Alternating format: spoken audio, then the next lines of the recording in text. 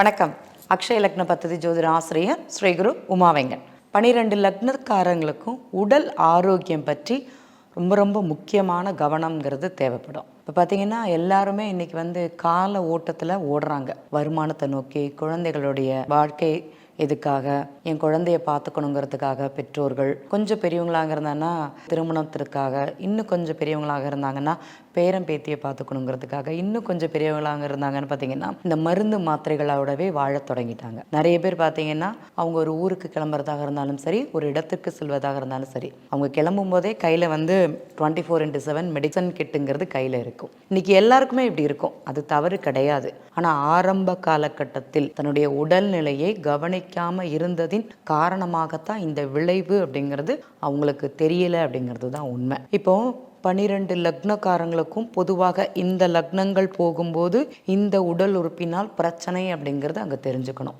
வயதிற்கேற்ற ஒரு பலன்கிறது அக்ஷய லக்ன பத்ததியில் சொல்லுவோம். 16 வயசுல 13 வயசுல குழந்தைக்கு பிரச்சனை வரும்னு சொல்ல மாட்டோம். ஆனால் 25 வயசுல 26 வயசுல 35 வயசுல 45 வயசுல பிரச்சனை வரும் அப்படிங்கிறத நம்மளால சொல்ல முடியும். நீங்கள் 16 வயசுல சொல்ல முடியாது அப்படிங்கிறது கிடையாது. இப்போ ஒருத்தங்களுக்கு ரிஷப லக்னமாக இருந்தது, நீங்கள் ஒரு 12லேருந்து 17 வயசுக்குள்ள அந்த குழந்தையாக இருந்ததுன்னு பார்த்தீங்கன்னா அந்த குழந்தைக்கு அல்சர் இருக்கும். அந்த குழந்தைக்கு அல்சர் அப்படிங்கிறது இருக்கும். உணவு முறைகளில் பிரச்சனை அப்படிங்கிறது இருக்கும். வயிறு சார்ந்த உபாதை அந்த குழந்தைக்கு இருக்குமானா இருக்குன்னு சொல்லலாம். அவர்களுடைய ஜாதகத்தில் கிரகங்கள் நல்ல பாவகத்தில் இருந்ததுன்னா இது இருக்காது. இல்லைன்னா கண்டிப்பாக அந்த உடல் சார்ந்த பிரச்சனைங்கிறது அந்த குழந்தைக்கு கொடுக்கும் அப்படிங்கிறத தெரிஞ்சுக்கோங்க. இவங்க என்ன பண்ணுவாங்கன்னா சாப்பிட மாட்டாங்க. சாப்பிடாம ஓடுறது, கரெக்டான உணவு முறைகள் அப்படிங்கிறது எடுத்துக்காம கால தாமதம்ங்கிறது பண்ணுவாங்க. சிலருக்கு 10-12 வயசுலலாம் நீங்கள் பார்க்கலாம் அந்த குழந்தைக்கு அல்சர் இருக்குதுன்னு.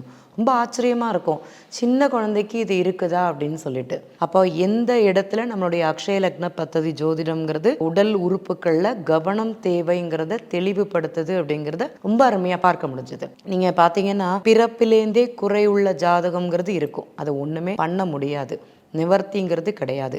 ஆனால் இடை காலகட்டத்தில் நடுவில் ஒரு 15 வயசுக்கு அப்புறம் 20 வயசுக்கு அப்புறம் ஏதாட்டி ஒரு குறை அப்படிங்கிறது அவங்க ஜாதகத்தில் இருக்குமானா இருக்கும். இப்போ பிறந்ததுலேருந்தே குழந்தைகள் அழகாக இருக்குது, நல்ல லட்சணமாக பிறக்குதுன்னு சொல்லுவோம். ஒரு 12 வயசுக்குள் 15 வயசுக்குள்ளே போச்சுன்னு பார்த்தீங்கன்னா சைக்கிள் ஓட்டுறோன்னு சைக்கிள் ஓட்டி, ஆண் குழந்தைகளாக இருந்தாலும் சரி, பெண் குழந்தைகளாக இருந்தாலும் சரி, அந்த முகத்தில் வெட்டு, கையில் ஒராசிக்கிறது, கையில் கட்டு போடுறது அங்கே ஒரு அடையாளத்தை கொடுக்குமானா கொடுக்கும். அது அவர்களுடைய ஜாதகத்தில் பார்க்க முடியுமானா கண்டிப்பாக பார்க்க முடியும். அப்போது இதெல்லாம் இந்த காலகட்டத்தில் ஒரு சிறு தழும்பு, ஒரு சிறு பிரச்சனைங்கிறது இவர்கள் சந்திக்கணும் அப்படிங்கிறது அங்கே கிரக அமர்வின் படி தான் நம்ம அதை சொல்ல முடியும். சும்மா இந்த லக்னம் அப்படிங்கிறது சொல்ல முடியாது. ஆனால் இந்த மேஷ லக்னக்காரங்க பொதுவாக 35 வயசுக்கு மேலே பார்த்தீங்கன்னா பெண்களாக இருந்தாலும் சரி, ஆண்களாக இருந்தாலும் சரி, இந்த இடுப்பு வலி சம்பந்தப்பட்டது பிரச்சனை, பெண்களாக இருந்ததுன்னா இர்ரெகுலர் பீரியட்ஸ், மாதவிடாய் பிரச்சனை அப்படிங்கிறது அவங்களுக்கு அதிகமாகவே இருக்கும். இதில் கவனம் தேவையான கண்டிப்பாக கவனம்ங்கிறது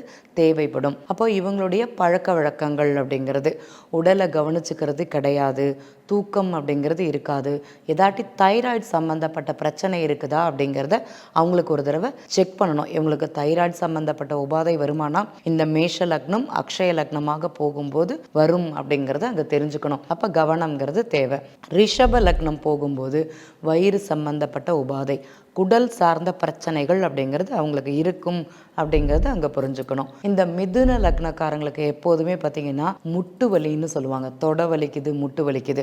அதுவும் இந்த 35லேருந்து 40 வயசுக்குள்ள இவங்களுக்கு இது சார்ந்த பிரச்சனைகள் அப்படிங்கிறது அதிகமாகவே இருக்கும்.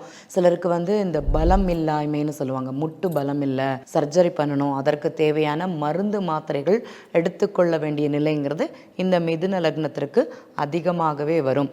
அதே மாதிரி வயிறு சார்ந்த பிரச்சனைகள் அப்படிங்கிறது அவங்களுக்கு கொடுக்கும். அதே மாதிரி இடுப்பெலும்பு சார்ந்த பிரச்சனைகள் அப்படிங்கிறது இருக்கும். சிலர் நார்மல் டெலிவரி இல்லாமல் சிசேரியன் பண்ணி எடுக்கும்போது இடுப்பு வலிங்கிறது அன்னைக்கு அவங்களுக்கு தெரியாது.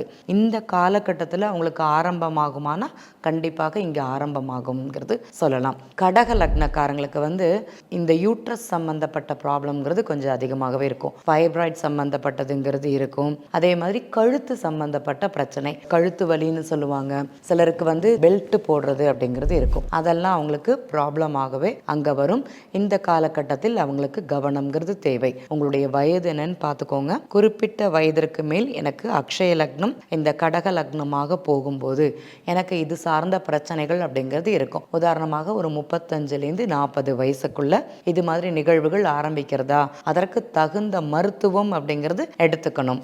இந்த காலகட்டத்தில் சிம்ம லக்னம் போகும்போது மைண்டு பயங்கர ப்ராப்ளமாக இருக்கும். எந்த ஒரு முடிவுக்குமே எடுக்க முடியாது. இது சித்த பிரம்மைன்னு சொல்ல முடியாது, பைத்தியம்னு சொல்ல முடியாது. அந்த ஒரு நிலைக்கு அவங்கள கொண்டு வருமானா கண்டிப்பாக கொண்டு விடும். அதே மாதிரி இவங்களுக்கு நிறைய பார்த்திங்கன்னா இந்த கால் சார்ந்த பிரச்சனைகள் அப்படிங்கிறது அதிகமாகவே இருக்கும். நிறைய நடக்கிறதுனால வெரிகோஸ் வெயின் சம்மந்தப்பட்டது அப்படிங்கிறது இருக்கும். ரத்தம்ங்கிறது சீராக அவங்கள உடல்நிலைகள்ங்கிறது இயங்காது. ஹீமோகுளோபின் கம்மியாக இருக்குன்னு சொல்லுவாங்கல்லவா, இந்த இரத்த சிவப்பணுக்கள் சார்ந்த பிரச்சனைகள் அவங்களுக்கு அதிகமாகவே இருக்கும். இந்த கன்னியா லக்னக்காரங்களுக்கு தைராய்டு இருக்கும், கர்ப்பப்பை சார்ந்த பிரச்சனைகள் இருக்கும். இந்த சின்ன குழந்தையாக இருந்தால் கூட 15லேருந்து ஒரு 20 வயசுக்குள்ள குழந்தைகளாக இருந்தால் கூட அவங்களுக்கு அந்த மாதம் இருக்கிறது சர்க்கிள்ங்கிறது கரெக்ட் ஆகாது. அதுக்கு இவங்க மருத்துவம் பார்க்கணுமானா பார்க்கணும். குழந்தை பிறக்கவில்லை அப்படின்னா குழந்தை தாமதம், அக்ஷய லக்னம் கன்னியா லக்னமாக எனக்கு போகுது, குழந்தை பிறக்கிறது லேட் ஆகுதுன்னா கண்டிப்பாக டாக்டர்கிட்ட போய் கன்சல்ட் பண்ணுங்க அப்படிங்கிறது தான் சொல்லுவேன். திருமணமாகி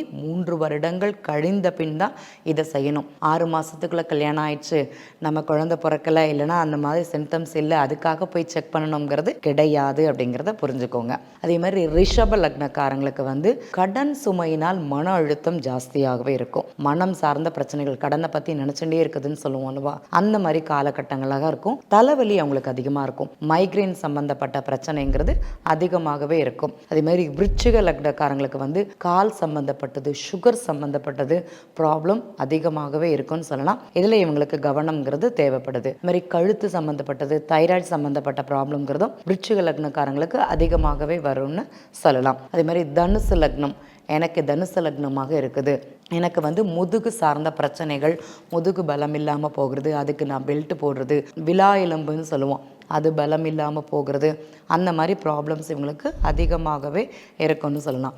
மகர லக்னம், எனக்கு அக்ஷய லக்னம் மகர லக்னமாக போகுது. ஜாயிண்ட் பெயின்ஸுங்கிறது ஜாஸ்தியாக இருக்கும் இவங்களுக்கு. ஓவர்லோட் அப்படிங்கிறது, இத்தனை வருஷமாக நான் உழைக்கவே இல்லை, இப்போ நான் ஓட ஆரம்பிச்சிருக்கேங்கும்போது அந்த உடல் எனக்கு அதிக உழைப்புங்கிறது ஏற்றுக்க முடியாத ஒரு தன்மை. அப்போ ஜாயிண்ட் பெயின்ஸ் அப்படிங்கிறது அதிகமாகவே அவங்களுக்கு இருக்கும். அது மாதிரி பலம் இல்லாமல் அப்படிங்கிறது இருக்கும். ரத்தம் சார்ந்த குறைபாடுகள், உணவு முறைகள்ங்கிறது இவங்க கரெக்டாக எடுத்துக்கணும். ஸ்நாக்ஸு சாப்பிட்ற நேரத்தில் சாப்பிடக்கூடாது அப்படிங்கிறத புரிஞ்சுக்கணும். அந்த நார்மல் ஃபுட் அப்படிங்கிறது எடுத்துட்டாலே, எளிதில் ஜீரணமாகக்கூடிய உணவுகள் எடுத்துட்டாலே மகர லக்னக்காரங்களுக்கு ரொம்ப நல்லா இருக்கும்னு சொல்லலாம். இந்த கும்ப லக்னம் போகும்போது பார்த்தீங்கன்னா மனம் சார்ந்த பிரச்சனை அவங்களுக்கு அதிகமாகவே இருக்கும். பாரம்பரிய நோய் வரக்கூடியது யாருன்னு பார்த்தீங்கன்னா சிம்ம லக்னமும் கும்ப லக்னமும் அதிகமாகவே பாதிக்கப்படும் சொல்லலாம். இவங்களுக்கு குடும்பத்தில் உள்ள ப்ரெஷரு, சுகரு, பிபி இதெல்லாம் அம்மாவுக்கு இருந்தது, அப்பாவுக்கு இருந்ததுன்னா தனக்கும் வரக்கூடிய ஒரு காலமாக இவங்களுக்கு அமையும். கொஞ்சம் கவனம்ங்கிறது தேவை. எனக்கு மீன லக்னமாக போகுது, கண்டிப்பாக கால்வலி இருக்குமானா இருக்கும், கால் சார்ந்த பிரச்சனைகள் இருக்குமானா இருக்கும். பிளட் சர்க்குலேஷன் காலில் அதிகமாகவே இவங்களுக்கு கிடைக்காதுன்னு சொல்லலாம். ரத்தம் சார்ந்த குறைபாடு, ஹீமோகுளோபின், தைராய்டு சம்மந்தப்பட்டது, கழுத்து சம்மந்தப்பட்டது ஏதாட்டி இந்த 10 வருஷத்தில் மாற்றி மாற்றி மாற்றி மருத்துவமனைக்காக செலவு பண்ணக்கூடிய ஒரு தன்மைங்கிறது அதிகமாகவே இருக்கும். இப்போ உதாரணமாக 1-2 நோய்கள் மட்டுமே கூறப்பட்டுள்ளது.